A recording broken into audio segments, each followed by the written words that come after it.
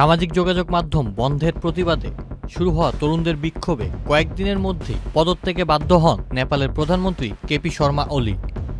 তার পদত্যাগের পর 12 সেপ্টেম্বর দেশটির অন্তর্বর্তীকালীন প্রধানমন্ত্রী হিসেবে শপথ গ্রহণ করেন সাবেক প্রধান বিচারপতি সুশীলা কার্কি।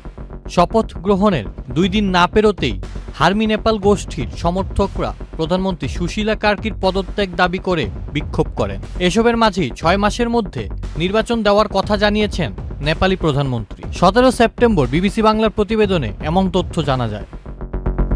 নেপালের অন্তর্বর্তীকালীন প্রধানমন্ত্রী সুশীলা কার্কি দায়িত্ব নেওয়ার পরে বিবিসি নেপালিকে প্রথম সাক্ষাৎকার দিয়েছেন। সাক্ষাৎকারে 6 মাসের মধ্যে সুষ্ঠু নির্বাচন করে দায়িত্ব থেকে মুক্তি চান বলে তিনি জানান।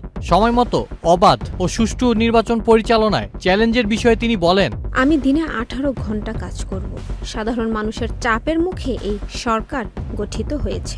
আমি আমার দায়িত্ব 6 মাসের মধ্যে শেষ করে পদ থেকে সরে যেতে চাই।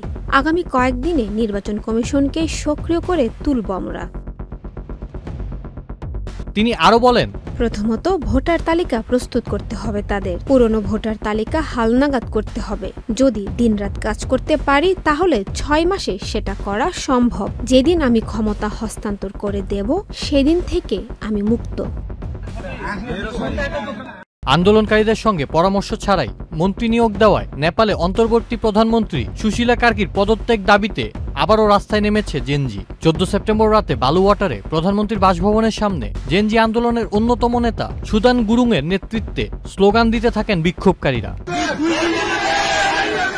আউসাফুল ইসলাম আকিফ, চ্যানেল আই।